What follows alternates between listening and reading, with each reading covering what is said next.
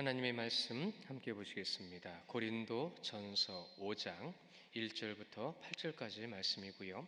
신약성경 268면부터 시작됩니다. 고린도 전서 5장 1절부터 8절까지 말씀 나눠서 보시겠습니다. 너희 중에 심지어 음행이 있다 함을 들으니 그런 음행은 이방인 중에서도 없는 것이라 누가 그 아버지의 아내를 취하였다 하는도다.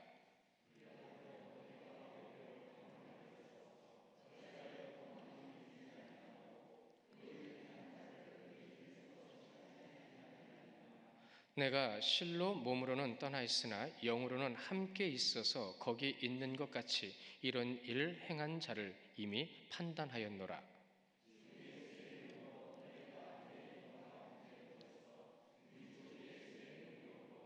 이런 자를 사단에게 내어주었으니 이는 육신을 멸하고 영은 주 예수의 날에 구원을 받게 하려 함이라.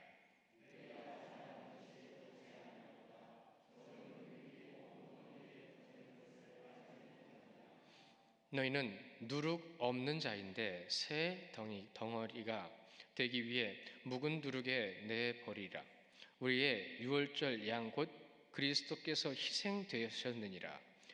그러므로 우리가 명절을 지키되 묵은 누룩으로도 말고 악하고 악에 찬 누룩으로도 말고 누룩이 없이 오직 순전함과 진실함의 떡으로 하자. 아멘. 일주일 동안 이제 교회 전체적이지는 못하지만 그래도 꼭 보완해야 될 부분에 있어서 인테리어를 좀 했습니다. 1층도 아래층도 했고 2층도 했고요. 그래서 앞으로도 좀 더 많이 꾸미고 좀 더 많이 나아지는 모습으로 나아갈 수 있기를 원하는데 그 과정 가운데 섬겨주신 분들 참 감사합니다.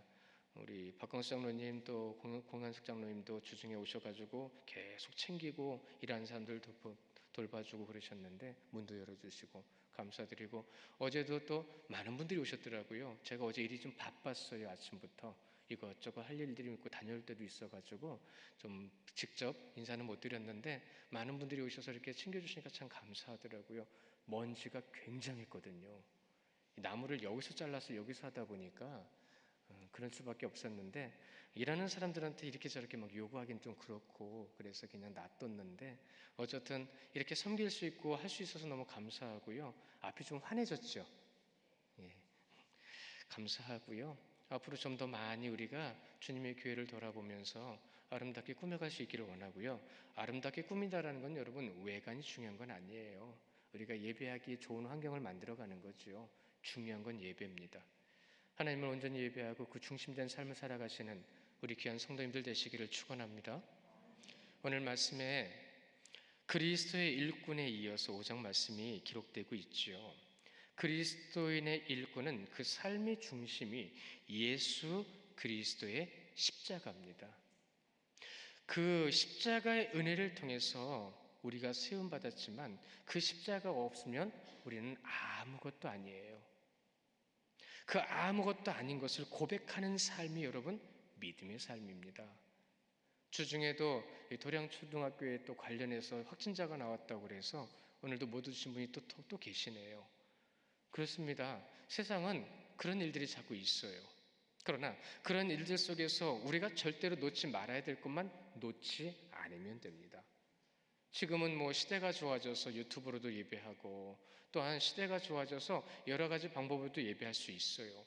어느 곳에 예배하든 물론 예배는 중요합니다. 그러나 교회라는 것은 하나님 앞에 성도가 몸의 모습, 지체의 모습으로 함께하여 머리 대신 예수 그리스도를 함께 바라보는 자리에 서 있는 것이 교회입니다. 그러니 우리가 빨리 회복이 되어지고 하나님 앞에 나와 예배하는 모습이 있어야 될 텐데 오늘 말씀도 고린도서의 말씀을 이어가고 있죠. 이 고린도서의 말씀에는 우리가 전에도 본 것처럼 십자가의 도가 있습니다. 이 십자가의 도를 전하시고 그 십자가의 도가 복음의 진수라는 것을 우리로 하여금 깨닫게 해주세요. 우리가 십자가를 믿고 주님의 전에 세움받음을 통하여 세움받은 자들이 해야 될 것은 무엇이냐면 그 빛을 발하는 삶을 살아야 되는 겁니다. 그 빛을 발하는 것은 누구의 빛이죠? 내 빛이 아닙니다. 오직 예수 그리스도. 그분의 빛을 우리는 발하여 전하고 비춰야 되는 거예요.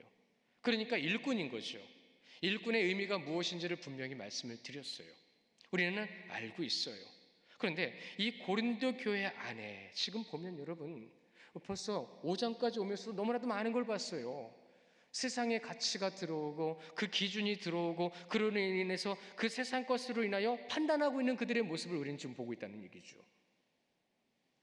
잘못된 신앙, 또한 바르지 못한 예배의 자세와 말씀의 지식들, 이러한 것들이 지금 교회를 어떻게 만들어내는지를 사도 바울은 서신을 통해서 고린도에게 교회에 전해주고 있는 거예요. 처음에 이 말씀 전할 때 그렇게 말씀을 드렸었죠. 너무나도 많은 세대가 지나가면서 그 세대마다 고린도서의 말씀을 전하는 많은 목회자들과 신학자들이 똑같은 말을 했다고요. 우리는 지금 21세기를 살아가지만 20세기, 18세기, 17세기를 거슬러 올라가 보면 그 당시에도 똑같이 고린도서에서 말하고 있는 교회의 타락과 부패는 변하지 않았다라고 얘기를 합니다. 지금의 모습은 어떨까요? 지금의 모습은 어떨까요? 5절에 교회가 지켜야 될 것에 대한 가장 중요한 것을 우리에게 말씀해 주시고 있어요. 5장에서요 참. 5장에서 그 지켜야 될 것을 가장 중요하게 지켜주실 때에 그 중심에 무엇이 있냐면 물론 십자가의 도라고 말씀드렸습니다. 오직 그 십자가만을 우리가 바라본다고 말씀을 드렸는데 예수 그리스도의 보혈의 사랑과 능력은 여러분 깨끗함을 주시는 거예요. 그의 거룩함을 우리에게 나타내 주신 거예요. 그러니 오늘 이 5장에서도 이제는 좀 더 어디로 다가가고 있냐면 여러분이 보신 말씀처럼 바로 거룩성과 성결함으로 다가가고 있습니다. 우리가 어떻게 해야 된다고요? 거룩해야 된다고요. 우리는 어떤 존재라고요? 성결한 존재로서 서 있어야 된다는 것을 분명히 말씀해 주시는 거예요. 여러분 오늘 말씀 1절부터 8절까지 보셨습니다. 8절의 마지막 줄에 뭐라고 되어 있죠? 마지막 줄에 보면 순전함과 진실함의 떡으로 하자라고 말씀하고 계세요. 이 순전함과 진실함이 무엇을 뜻하는 건가? 여러분 이 에일리클레이 에이네아스라는 말이 있어요. 이게 원문이죠. 어렵죠. 이것이 바로 먼저 말씀하신 순전함입니다. 순전함. 이 순전함의 뜻을 왜 그렇게 기록하고 있냐면 햇빛 아래에서 판단하다라는 뜻이에요. 이 햇빛 아래에서 판단한다는 뜻은 하나님께서 비춰신 빛 아래에 있다는 뜻입니다. 순전함이라는 것은 그런 뜻인 거예요. 하나님 앞에 있습니다. 우리는 하나님 앞에서 우리는 어떻게 해야 되고 무엇을 해야 되는지 알고 있다는 뜻이고요. 그것을 깨달으라, 그것으로 판단하라는 뜻입니다. 또한 이 순전함과 함께 무엇을요? 성결함, 진실함을 말씀하고 계세요. 이 진실함이라고 하는 이 알레데이아스라는 말, 이 말도요 여러분 그 진실함의 뜻은 이런 겁니다. 감춘 것이 없다라는 거예요.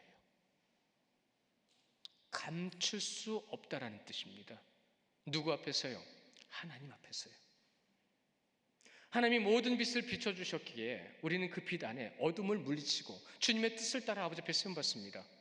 우리는 삶을 살아가는데 연약한 존재이기 때문에 우리 안에 무엇이 있는지를 알고요. 그 아는 것을 통해서 하나님 앞에 그 모든 것을 다 내려놓아야 되는데 이 순전함과 진실함 앞에서 과연 우리는 어떠한 모습을 있냐는 거예요. 이 두 단어가 바로 거룩성과 성결함을 말하는 겁니다. 여러분은 거룩한 존재라는 것을 거룩한 존재로서 세워지고 주님의 뜻을 따라가야 된다는 것을 알고 있습니다. 그럼 질문을 드리죠. 그러기 위해서 얼마나 노력하십니까? 성결한 존재입니다. 거룩한 존재입니다. 여러분이 정말로 거룩하십니까? 정말 성결하십니까? 이 질문은 우리에게 항상 있어야 되는 거예요. 누구 앞에서요? 하나님 앞에서요. 하나님은 다 보고 계세요. 다 알고 계세요. 모르는 것처럼 살아가고 모르시는 것처럼 우리는 감춥니다. 예수님의 제자로서 목회자로서 본분의 핵심이 무엇인지를 오늘 이 5장 말씀에서도 분명히 우리에게 말씀해 주고 계시는 거예요. 여러분 목회자도 그렇고 성도도 그렇고요. 이 모든 것 가운데에서 신앙생활, 믿음생활 한다고 하지만 거룩성과 성결함이 없으면 아무것도 아니에요. 아무것도 아니에요. 그런데 우리는 그 거룩성과 성결함에 대해서 지금 어떻게 말을 하고 있죠? 어떻게 지키고 있죠? 오늘 사도 바울은요, 이 5장에서 이 두 가지에 대해서 단호하게, 아주 단호하게 그 어법과 그 말씀 가운데 책망을 우리에게 분명히 알려주고 계세요. 단호합니다. 그 단호함이 어떻게 전해지고 있는지 오늘 이 말씀에서 한번 확인해 봐야 합니다. 사도 바울이요, 그렇게 할 수밖에 없는 이유가 뭘까요? 왜 그렇게 해야 되는 걸까요? 여러분도 함께 보시기를 원해요. 성경을 보셔도 좋고 우리 자막으로도 보여주실 텐데 고린도전서 4장 15절 말씀입니다. 그 말씀 우리 함께 보시기를 원합니다. 시작. 그리스도 안에서 일만 스승이 있으되 아버지는 많지 아니하니 그리스도 예수 안에서 내가 복음으로써 너희를 낳았습니다. 아멘. 일만 스승은 있다고 하는데 아버지는 없다고 하죠. 가르치는 건 좋아한다는 얘기예요. 가르치는 건. 통계를 하나 말씀을 드리면 총신대학교 신대원에 가면 몇백 명이 한 학기에, 그러니까 한 학년에 몇백 명이 공부를 합니다. 거기서 3개 학년이 공부를 하죠. 한 10년 전인가 설문조사를 한번 했답니다. 여러분은 이 학교에서 공부하고 난 다음에 앞으로 무엇을 하시겠습니까? 라고. 안타깝게도 절반 정도가 나는 교수가 되겠다고 했답니다. 그 자리에 왜 갔지요? 이것이 꼭 총신대 안에서의 설문조사에서 통계뿐만은 아닐 겁니다. 그건 제가 확신할 수 있어요. 다른 교단분들도 많이 만나봤으니까요. 그 자리에 간 것은 복음을 전하는 자로서 세움받기 위해 간 겁니다. 그런데 그 중에 절반 이상이 나는 교수가 되겠다고 얘기했대요. 가르치기를 좋아하는 거예요. 우리의 모습은 어떨까요? 여러분은 가르치는 걸 좋아하세요? 아버지가 되기를 좋아하세요? 물론 아버지도 가르쳐야 합니다. 그러나 아버지로서 가르치는 자와 스승만이 되겠다고 하는 자의 모습은 전혀 다른 겁니다. 내가 진실되게 하나님 앞에 가르치는 자의 모습을 가지고 있냐는 겁니다. 주님의 십자가를 붙들고 사도 바울이 말한 것처럼 죽이기로 작정된 끄트머리에 있는 자들처럼 내가 삶을 살아가지만 내가 너희에게 할 수 있는 것, 가장 중요한 것은 오직 십자가라고 하는 것을 삶으로 전하고 있느냐는 거죠. 여러분, 진짜 목자는 목숨을 걸고 양을 지킵니다. 아버지 부모님은 목숨을 지키고 자녀들을 지킵니다. 그런데 가르치기만 좋아하는 사람들은요, 때에 따라 조건에 따라 움직여 갑니다. 싫으면 떠나고 하기 싫으면 안 합니다. 여기서 이 아버지라는 말, 아버지로서 자식을 경책하고 책망하고, 그것이 오늘 사도 바울의 마음이에요.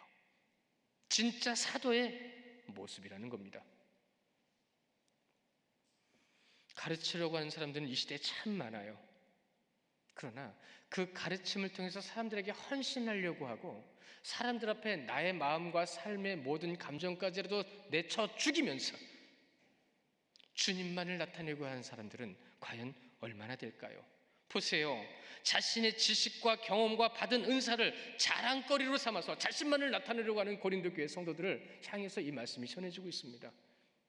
그러나 교회의 아버지의 마음으로 내가 해산하는 고통을 통하여 너희들을 낳았다라고 말하는 사도 바울의 지금 이 말에는 무엇이요? 오직 예수 그리스도의 사랑만이 그 중심에 있다는 거죠.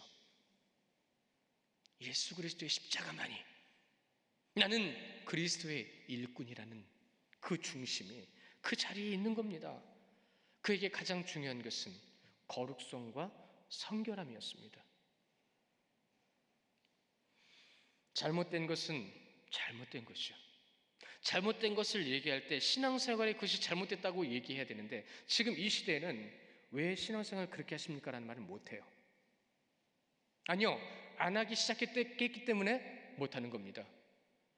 그건 아닙니다 라고만 얘기를 해도 삐지고 토라져요. 여러분, 그 모습 자체가 누구 중심으로 신앙생활하고 있다는 얘기예요? 인간 중심이라는 겁니다.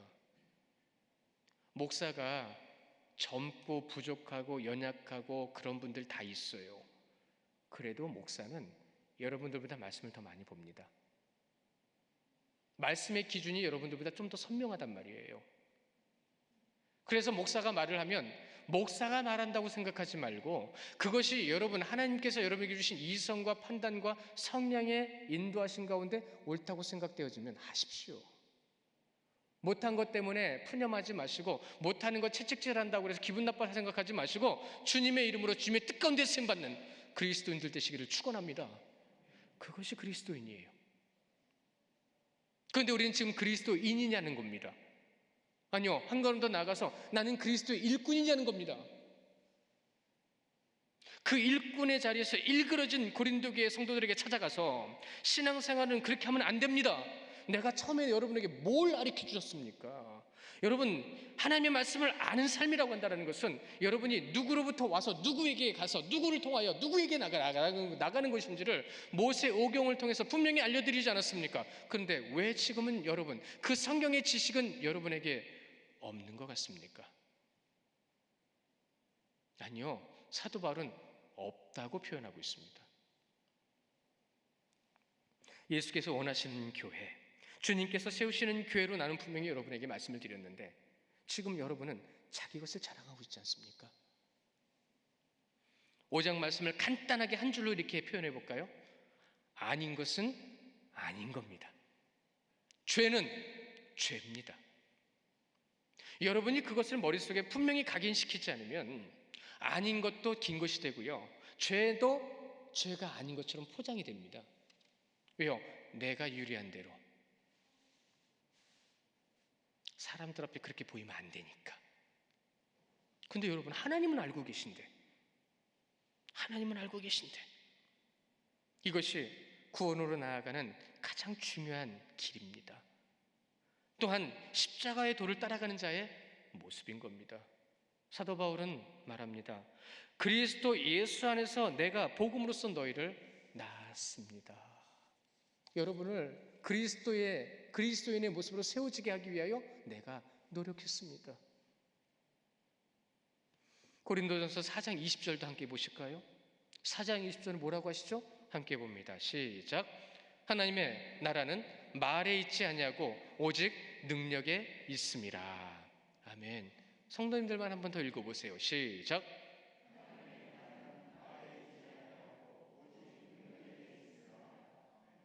아멘. 우리는 그 능력을 잘 몰라요. 말로 보여지는 것으로 내가 우월한 자리에서 남들보다 나은 것을 조금이라도 더 보이기 위해서 그런 것에 중심이 되고 노력을 하고 있죠. 주님의 능력이 무엇인지를 우리는 솔직히 잘 모르고요. 왜 모른다고 말씀드린지 아세요? 안 보이잖아요. 안 나타나잖아요. 전혀 안 나타난다는 것은 아닙니다. 그러나 사도 바울은 지금 뭐라고 얘기하냐면 가르치고 알고 있는 대로 하십시오라는 거예요. 그러니까 조금밖에 안 나타난다는 그 중심이 무슨 의미로 말씀드린 건지 아시겠죠? 여러분, 죽기까지 죽음의 자리에 처해진 것처럼 복음의 자리에서 복음을 전한 그가 없었다면 우리는 이 자리에 없었습니다. 아니요, 다른 일을 쓰셨겠죠. 그 누군가 하나님 앞에 합한 자. 질문 드립니다. 하나님 앞에 합하십니까? 하나님의 뜻으로 서 계십니까? 하나님의 나라는 입에 있는 것이 아니라고 하셨어요. 오직 그분의 능력으로만 가능하다고 말씀하셨습니다. 그러므로 하나님의 역사가 그 능력이 나타나지 않으면 여러분, 성도도 교회도 구원도 없는 거예요. 믿음이 능력이라고 그랬습니다. 그런데 우리는 그 능력으로 인하여 이 자리에 서 있잖아요. 그런데 하나님의 능력보다 우리는 지금 무엇을 나타내려고 노력하고 있냐는 겁니다. 하나님의 역사가 없으면 아무것도 아닌데 신앙생활을 입으로 하는 사람들이 있어요. 겉으로 보여지는 것으로 하려고 하는 사람들이 있어요. 그것이 신앙생활이 아닙니다. 신앙생활은 내가 밑으로 내려가는 게 신앙생활이에요. 낮아지고 겸손해지고 주님의 사랑으로 쓰임받는 사람이 신앙생활을 하는 거예요. 그래서 우리는 항상 반문해야 돼요. 나에게, 나의 삶을 통해서 나는 오늘 얼마나 사랑을 했는가, 그로 인하여 주님의 피값으로 세우신 이 자리에서 내가 그 거룩하심을, 그 성결하심의 피값을 나타내고 있는가. 고린도인이라는 말, 전에 그 의미 전해드린 적이 있습니다.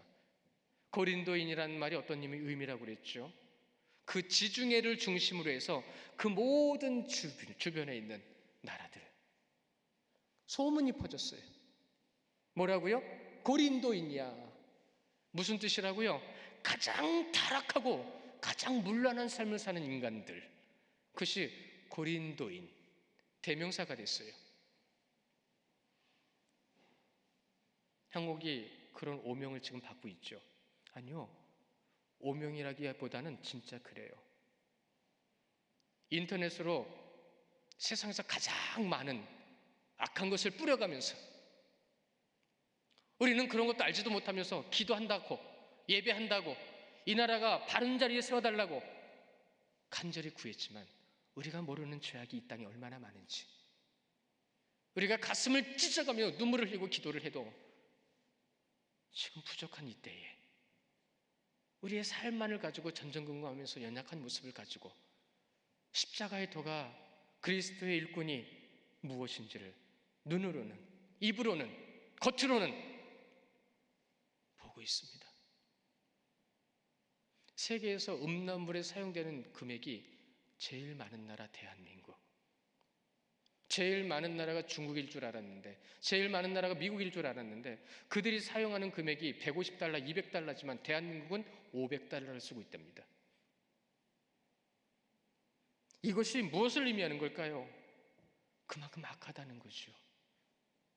그것이 바로 여러분들 옆에 있습니다.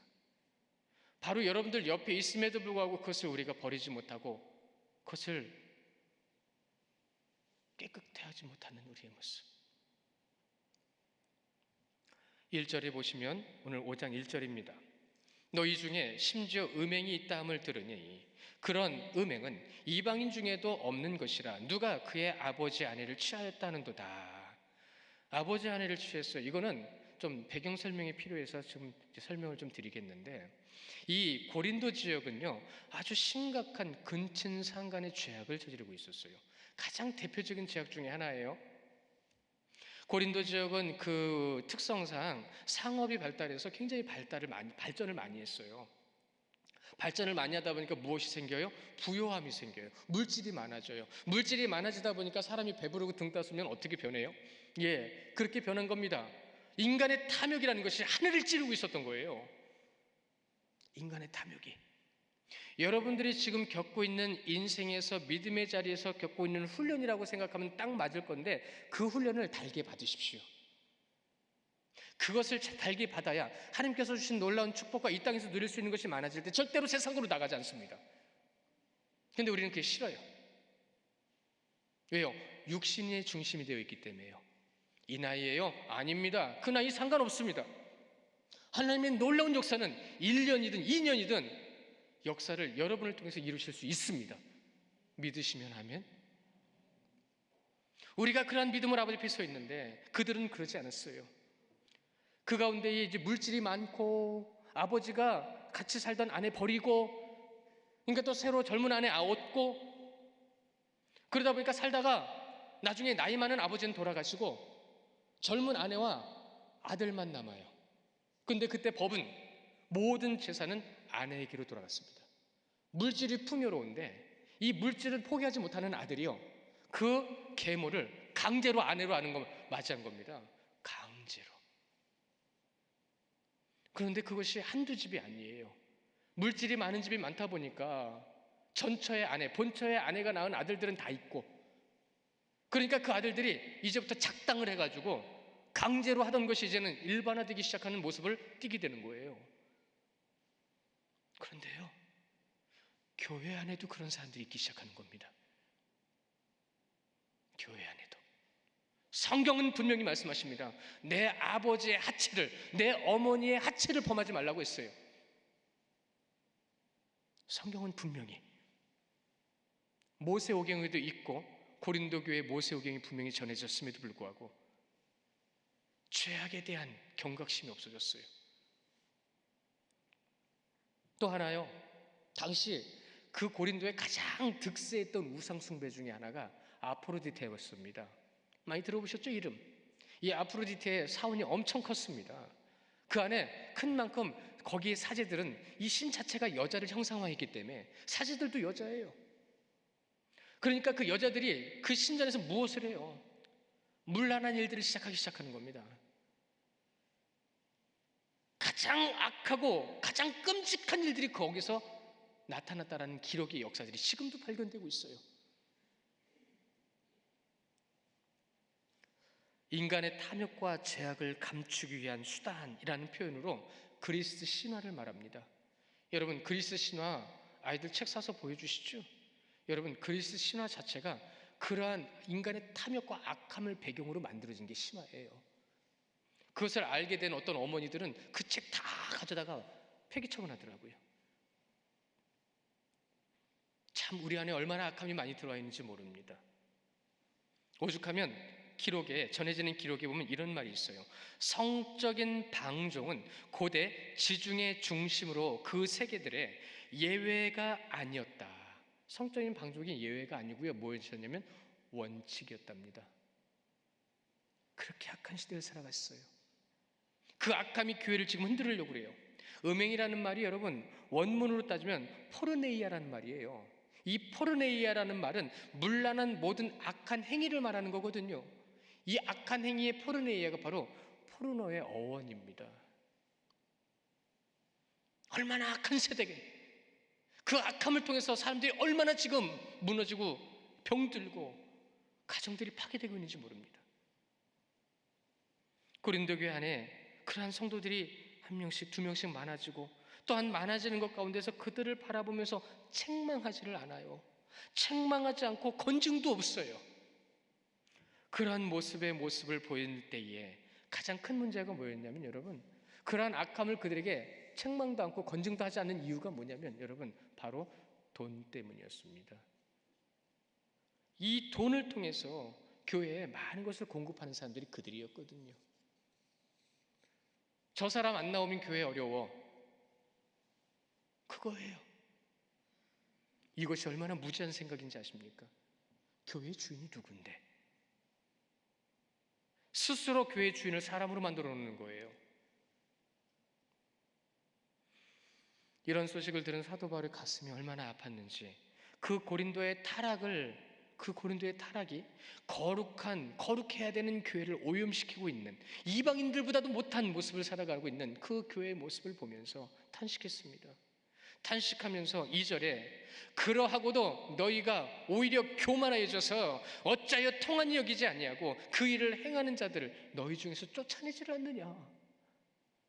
너희들이 교만해져서 통한이 여기지도 않는구나. 교만이라는 말을 여기서 성경적으로 좀 깊이 한번 들여다볼까요? 교만이 뭔가? 이런 겁니다. 하나님의 은혜보다 사람을 중심으로 자랑하는 것. 그동안에 이렇게 말씀드렸죠. 내가 아니라, 하나님이 아니라 나를 나타내는 게 교만이라고 말씀드렸죠. 근데 여기에서 진정으로 교만이 무엇인지 사도 바울이 사용한 이 교만의 단어의 뜻을 이렇게 우리가 확인할 수 있어요. 하나님의 은혜보다 사람을 중심으로 자랑하는 것. 하나님의 은혜로 복음을 듣고 은사도 주시고 구원에 이르게 하셨는데 세상에 눈이 멀어가지고 그들이 노는 걸 보니까 아주 좋아 보이거든요. 나도 그렇게 살아보고 싶거든요. 그러니까 처음 무엇을 먼저 접어요? 하나님의 말씀이 기준을 접는 겁니다. 왜? 이건 못하게 하는 거니까. 이 못하게 하는 것이 무엇인지 오늘 분명히 주제로 말씀을 드렸어요. 그렇습니다. 세상에 눈이 멀어서 영적으로 도덕적으로 타락하고 그 타락에 이른 것이 세상의 자랑거리로 이제 교회 안에까지 들어오는 거예요. 야, 이거 해보니까 좋더라. 야, 돈 써보니까 좋더라. 예, 돈 쓰는 건 좋은 겁니다. 여러분, 돈 나쁜 거 아니에요. 돈은 필요한 거지요. 절대적인 건 아닙니다. 과거에 천막치고 예배하던 그분들이 우리보다 더 뜨거웠어요. 그분들의 그 뜨거운 신앙의 모습으로 여기까지 올 수 있게 됐는데, 우리는 이제 누릴 수 있는 걸로로 인해서 그러한 뜨거움은 잃어버렸잖아요. 한 신학자는 이런 말을 합니다. 교회가 제약을 보고도 가만히 있는 것, 그것이 바로 교만이라고요. 제약을 보고 가만히 있는 것이 교만이라고요. 그래서 이 교만을 볼 때에 여러분, 우리가 지금 생각하지 못했던 것으로 해서 교만의 범위가 넓어지는 것 같죠? 아닙니다. 여러분, 그것이 아니라 교만이 무엇인지 우리가 모르고 있었던 거예요. 우리가 얼마나 교만한 모습으로 하나님 앞에 서 있었는지 몰랐던 거예요. 교회에서 내가 무엇을 말하고 있는지, 무엇을 행하고 있는지, 어떤 것을 전하고 있고 어떤 것을 나누고 있는지에 대해서 우리가 분명하게 깨닫지 못했다는 것이 결국은 교만 때문이었다는 겁니다. 그 정도면 돼. 통한이 여긴다. 여러분, 이 통한이 여긴다라는 것이요, 안타깝게 슬프거나 하나님께 죄송한 마음이 없는 거예요. 죄송한 마음이 없어요. 저 사람 험담하면서도 죄송한 마음이 없어요. 교회 안에 이것저것 딱딱 갈라내면서도 죄송한 마음이 없어요. 누가 오든 안 오든 상관없어요. 죄송한 마음도 없어요. 그 사람만 있으면 돼요. 그게 고린도 교인의 모습이었다는 겁니다. 그것이 교회는 하나라는 것을 우리는 알고 있잖아요. 교회는 지체라고도 말을 하잖아요. 머리 대신 예수 그리스도라고, 주인이라고 우리도 고백하잖아요. 근데 교회의 몸은 어떻게 돼 있죠 지금? 고린도 교회는 지금 영적으로 도덕적으로 심각하게 타락해 되어 있는데 우리의 마음은 과연 어떨까요? 마태복음 18장 18절 말씀 우리 같이 보기 원합니다. 함께 봅니다. 시작. 진실로 너희에게 이르노니 무엇이든지 너희가 땅에서 매면 하늘에서도 매일 것이요 무엇인지 땅에서 풀면 하늘에서도 풀리리라. 아멘. 잘하시는 말씀이네요. 근데 여러분, 이 말씀을 어디 적용하고 계십니까? 선한 사역에만 적용하고 계시다면 여러분 지금 심각한 오류에 빠져 있는 거예요. 악한 사역에도 이것은 똑같은 거예요. 너희들이 이 땅에서 악함으로 서 있으면 하늘에서도 그 악함을 기억할 것이고 라는 말입니다. 너희들이 이 땅에서 악함으로 거두면 하늘에서도 그 악함으로 너희들을 징계하고 심판의 날을 정해놓으실 것이다. 이렇게 말씀하신 거예요. 그러면 우리는 지금 이 땅에서의 삶을 살아갈 때에 무엇을 지금 메고 있죠? 교회를 하나로 모으는 것에 노력하고 계세요? 교회를 딱딱 갈라가지고 네 거 내 거 따지고 계세요? 여러분, 그렇게 갈라놓으면 나중에 심판대 앞에서 하나님께서 이렇게 치워놓으실 거예요. 한 절 더 보실까요? 여러 절이지만 요한계시록 2장 25절 말씀입니다. 요한계시록 2장 2절부터 5절까지 말씀 함께 보실 겁니다. 좀 길어요. 집중해서 보시기 바랍니다. 시작. 내가 내 행위와 수고와 내 인내를 알고 또 악한 자들을 용납하지 아니한 것과 자칭 사도라 하되 아닌 것들을 시험하여 그의 거짓된 것을 내가 드러낸 것과 또 내가 참고 내 이름을 위하여 견디고 게으르지 아니한 것을 아노라. 그러나 너를 책망할 것이 있나니 너의 처음 사랑을 버렸느니라. 그러므로 어디서 떨어졌는지를 생각하고 회개하여 처음 행위를 가지라. 만일 그리하지 아니하고 회개하지 아니하면 내가 내게 가서 내 촛대를 그 자리에서 옮기리라. 아멘. 말씀은 여러분 절대로 아멘 하십시오. 듣기 좋은 것만 아멘 하지 마십시오. 여러분, 좀 불편한 거라도 그것을 아멘 하지 않으면 내가 하나님 앞에 말씀 걸러내는 거예요. 창세기부터 요한계시록까지 하나님의 말씀인 줄 믿으시기 바랍니다. 그 말씀이 여러분 안에서 삶으로 나타나기를 주님의 이름으로 축원합니다.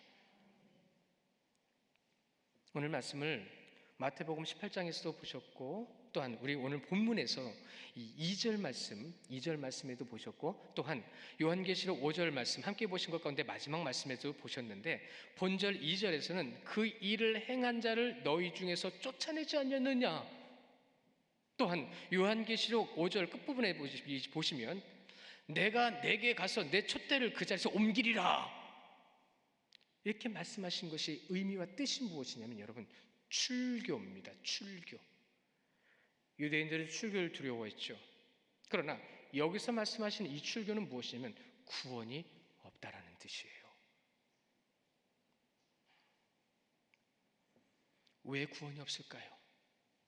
그들의 악함을 그대로 두었으니까요. 악함을 그대로 따른다라는 건 내 안에 무엇이 있다는 얘기죠? 사단이 있다는 얘기예요. 악함이 있다는 얘기예요. 그럼 오늘 주제를 따라가서 여러분, 오늘 주제는 음행이 아닙니다. 오늘 분명히 말씀드렸어요. 오늘은 음행이 아니라 거룩성과 성결이에요. 지금 고린도 교회가 뭘 잃었어요? 아니요, 이렇게 질문하는 게 맞아요. 뭘 잃고 있어요? 거룩성과 성결함을 잃고 있어요. 여러분, 거룩성과 성결함을 잃어버리면 그리스도인이라고 할 수 없습니다. 우리는 완전해질 수는 없어도 그 길을 가는 자들이에요. 더 거룩한 자, 더 성결한 자리에 서기 위해서 우리는 이를 악물고 주님께로 달려나가야 돼요. 교회가 거룩성을 잃으면 아무것도 아닙니다. 여러분, 잊지 마세요. 교회가 거룩성을 잃으면 아무것도 아니에요. 예수 그리스도의 보혈의 능력과 그 사랑을 온전히 고백하여 그 사랑의 자리를 따라가지 않으면 그리스도인이 아닌 거예요. 거룩성과 함께 성결함은 항상 따라가는 것을 잊지 마시고 오늘 말씀의 순전함과 진실함이 바로 그 뜻인 거다라는 것도 여러분 잊지 마십시오. 고린도 교회가 세상의 물질과 탐욕 앞에서 하나님의 은혜로 주신 예수 그리스도의 십자가, 그 십자가의 대속의 사건을 잃어버리고 세상의 가치로 무너져가고 있습니다. 이 세상의 가치로 무너져가는 것을 많은 신학자들과 목회 선배님들이 하신 말씀, 현대교회가 절대성을 잃었습니다. 여러분, 절대성은 절대성의 자리에 있어야 절대적인 거예요. 그렇죠? 그런데 그 절대성에서 조금이라도 치우치기 시작하면 어떻게 되는 거예요? 절대성을 잃은 겁니다. 한국교회, 아니요, 현대교회가 절대성을 잃었다라고 표현을 해요. 벌써 오래전부터 이런 말씀이 있었습니다. 그러나 이렇게 말씀하신 말씀을 듣지 않는, 귀 기울이지 않는 교회, 그것에 대해서 어떻게 깨달아야 되는지 돌아보지 않는 성도, 이 말씀은 똑같이 지금 따라오고 있어요. 지금도요. 교회에 권징이 사라졌다, 권위가 무너졌다, 그런 말들이 참 많이 있어요. 그런 말을 하면서도 권징은 싫어요. 권징이 싫고 또한 그 말씀으로 인하여 하나님의 말씀에 권위를 세울 때는 불복해요. 불순종이죠. 왜 권징이 싫고 왜 말씀에 불순종하냐면 바른 권징과 또한 온전한 말씀의 권위가 세워지지 않기 때문입니다. 여러분, 목사가 말씀 있는 그대로 전하는 것도 중요하지만 그 있는 그대로를 전해서 여러분이 그것을 들었다고 한다면 그 말씀대로 살아야 되는 거예요. 그 말씀대로 살지 못한 것이 회개가 돼야 되는 거고 그 말씀대로 서지 못한 것이 안타까움과 슬픔과 주님의 마음이 돼야 되는 거예요.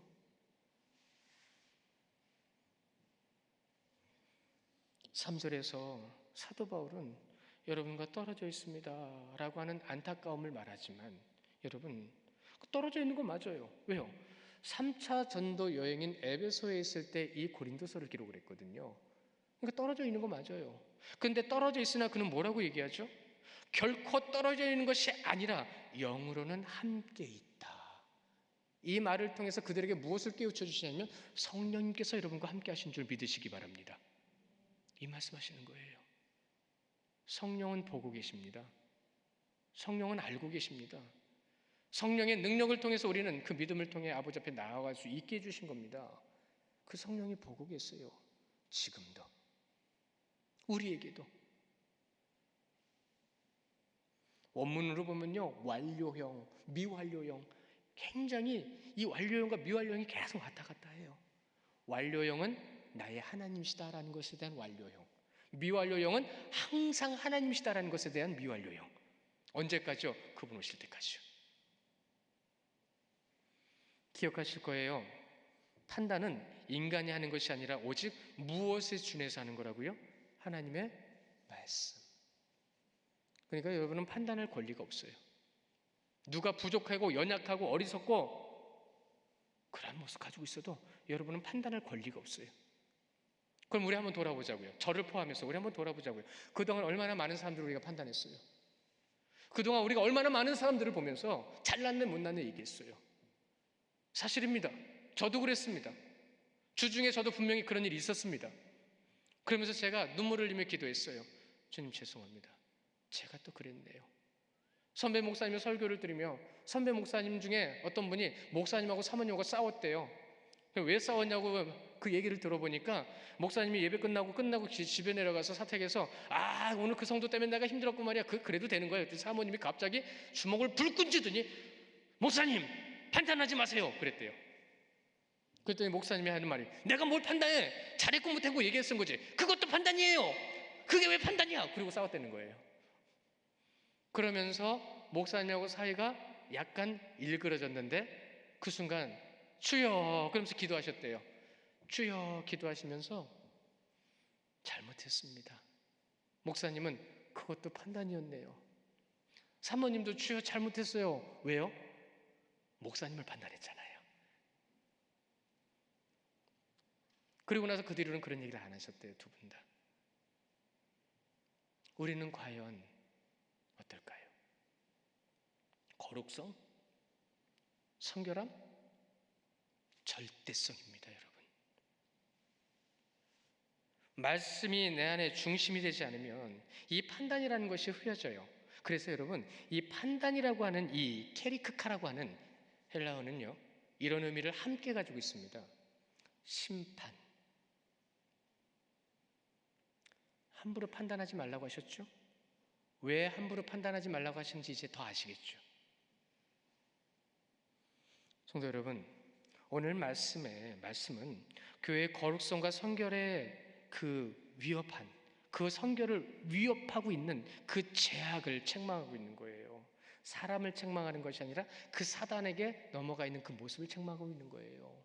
그래서 음행이든 파당이든 교만이든 교회를 바로 서지 못하게 하는 것들을 갖다 지금 책망하고 있는 단호한 마음으로 책망하고 있는데요. 우리 히브리서 10장 24, 25절 말씀 같이 볼까요? 아니요. 여러분 그 말씀 암송하셨어요.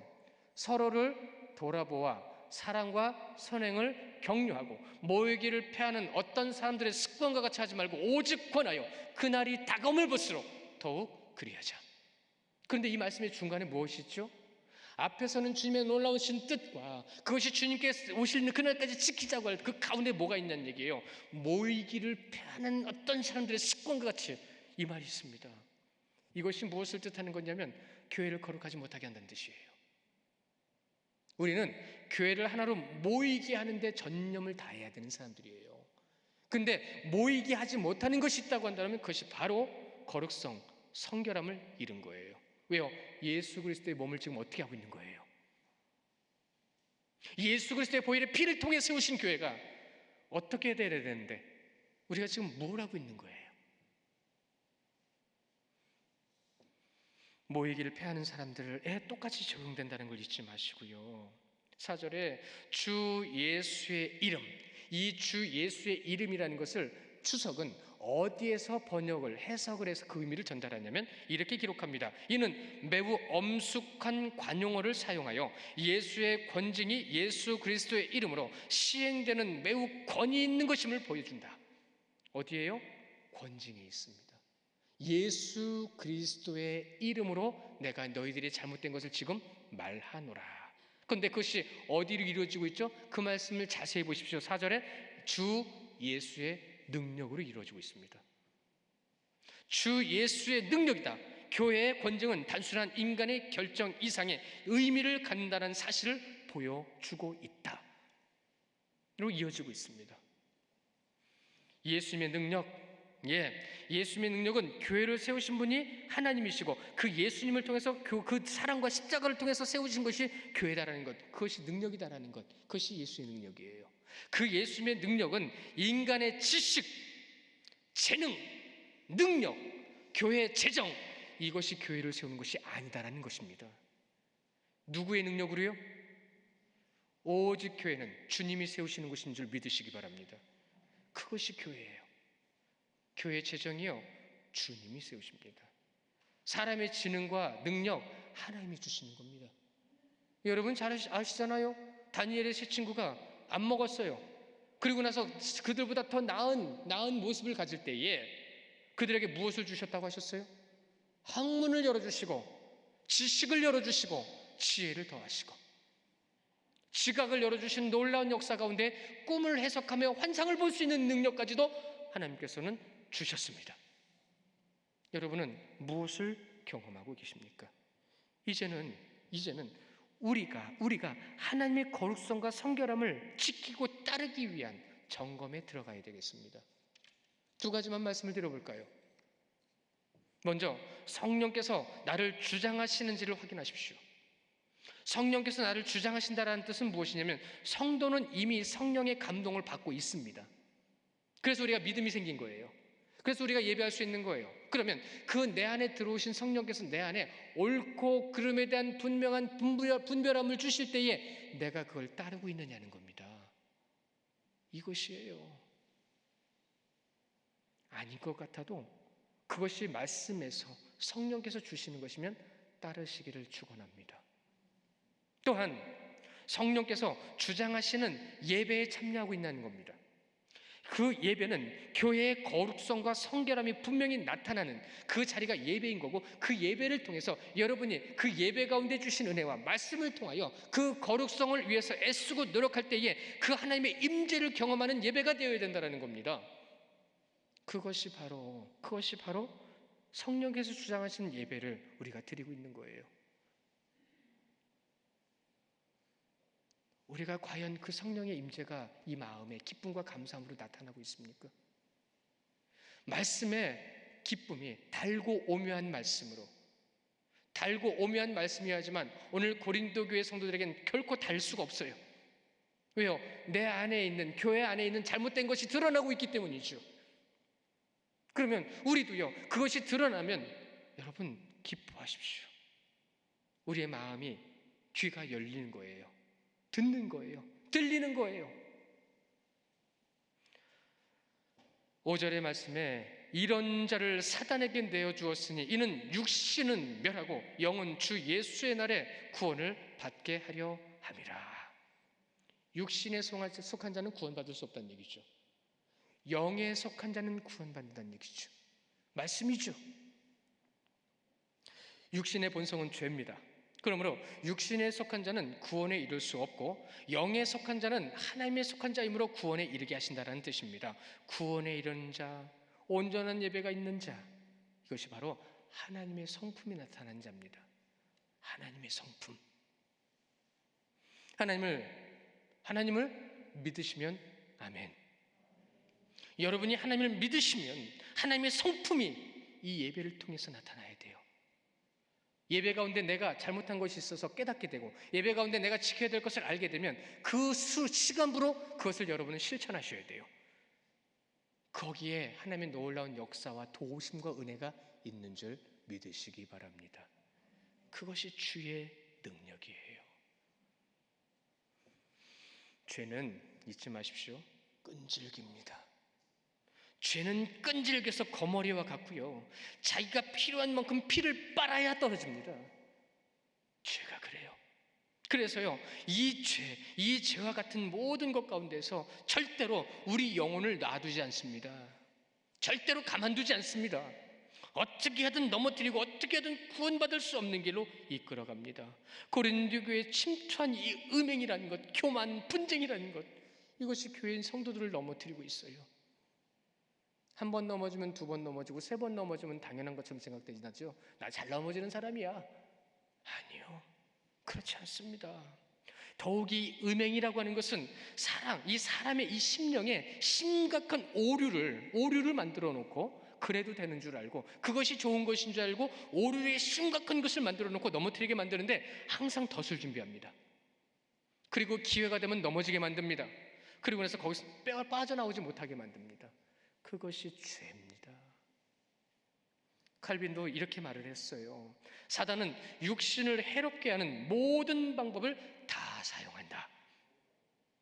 그렇습니다. 여러분도 모르는 방법을 쓰고 있어요. 내가 사랑하는 사람이 권하면 나를 유익하게 하는 거겠지. 내가 좋아하는 지인이 얘기하면 따라가면 괜찮겠지. 믿어보지 뭐. 모든 방법을 다 사용합니다. 여러분은 말씀의 기준에 굳건히 세워지셔야 합니다. 그 말씀만이 여러분을 구원의 길로 이끌어 가십니다. 그러나 우리는 이 육신이 로마서의 말씀처럼 약해서 그 말씀을 다 따라가지를 못해요. 다 따라갈 수가 없어요. 요한복음 8장 44절입니다. 우리 함께 보기를 원해요. 요한복음 8장 44절 시작. 너희는 너희 아비 마귀에게 났으니 너희 아비의 욕심대로 너희도 행하고자 하느니라. 그는 처음부터 살인한 자요 진리가 그 속에 없으므로 진리에 서지 못하고 거짓을 말할 때마다 제 것으로 말하나니 이는 그가 거짓말쟁이요 거짓의 아비가 되었습니다. 아멘. 우리를 속이고 있어요. 어떠한 방법으로든 어떠한 이유로든 우리를 속이고 있어요. 그래서 육에 속한 자들은 구원받을 수가 없습니다. 영에 속한 자들은 그것이 잘못된 걸 알아요. 잘못된 짓을 하면서도 알아요. 그러다가 어느 순간에 깨닫게 되면 사도 바울처럼 고백하겠죠. 내가 죄인 중에 괴수로다. 어찌 그 사망의 자리에서 내가 빠져나오지 못하는가. 나는 곤고한 자로다. 우리도 크게 다르지 않을 거예요. 천국 가면요, 하나님의 심판대 앞에 서면요, 우리의 죄가 다 드러난다고 그랬어요. 그러면 주님, 제가 이렇게 죄를 지고 살았습니다. 제가 이렇게 주님 전에 서지 못했습니다. 거기서 통고를 하고 울겠죠. 그래서 어떤 분은 그런 얘기를 하세요. 하나님이 심판하여 내가 천국 문 앞에 들어가는 그 자리가 통곡의 문이 될 거라고. 내가 그렇게 살았는데도 나를 구원해 주시고, 내가 하나님을 믿는 믿음, 그 작은 믿음 하나 때문이라도 그 십자가 안에서 그 보혈의 능력으로 나를 이 자리로 이끌어 주셨구나. 6절, 8절 말씀을 보시면 누룩과 유월절 양이 나옵니다. 누룩은 세상 것을 얘기하죠. 인간이 좋아하는 쾌락과 타락을 얘기하죠. 이것을 버리라.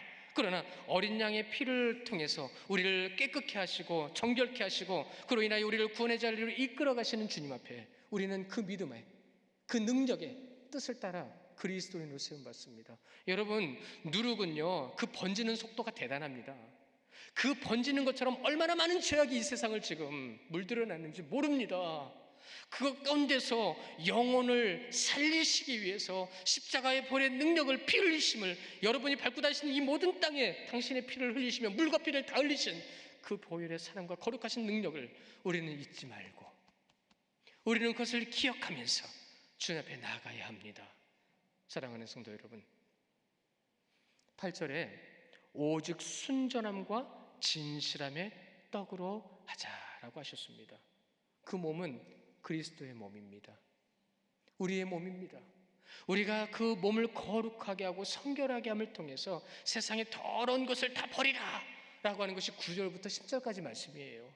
그것이 오늘 5장의 말씀입니다. 그 가운데서 말씀으로 모든 것을 판단하고 그 더러운 것은 내쫓으면서 로마서 2장 5절 말씀을 함께 보기 원합니다. 로마서 2장 5절 시작. 다만 내 고집과 회개하지 아니한 마음을 따라 진노의 날, 곧 하나님의 의로우신 심판이 나타나는 그날에 이 말 진노를 내게 쌓는도다. 여러분은 무엇을 쌓으시겠습니까? 무엇을 메시겠습니까? 나를 괴롭히는 사단의 권세를 물리치십시오. 더러운 것을 다 물리치십시오. 그것은 그가 범접하지 않을 겁니다. 끝까지 물리치십시오. 또 다른 것이 올 겁니다. 물리치십시오. 말씀의 측면과 겉면을 따라서 교회의 거룩성과 성결함을 세워가시는 여러분들 되시기를 축원합니다. 깨끗한 것을 보는 사람은 더러운 것이 쉽게 보여요. 그러나 더러운 것 가운데 있는 사람은 더러운 것이 당연하다고 합니다. 우리의 영혼도 다르지 않습니다. 성령 충만하십시오. 성령 충만함을 통하여 성령 충만하지 않은 자들을 위해서 기도해 주시고, 나의 성령 충만하지 않음을 통해 하나님께 기도할 때에 하나님의 그 놀라운 성령의 충만함을 우리 성도님들이 느끼고 누리면서 하나님의 놀라운 말씀의 능력과 성령의 능력을 경험하시는 성도님들 되시기를 주님의 이름으로 축원합니다. 우리 이 시간 함께 기도하기 원합니다. 함께 기도할 때에 성령 충만함을 위해서 기도하십시오. 여러분이 성령 충만함의 기도를 통하여 하나님의 마음과 하나님의 놀라운 지혜와 지식이 더하여져서 이 땅의 더러운 것을 물리치고 아름다운 교회를 굳건히 세워가는 주의 백성들 되게 해달라고 우리 이 시간 한 목소리로 같이 기도하겠습니다.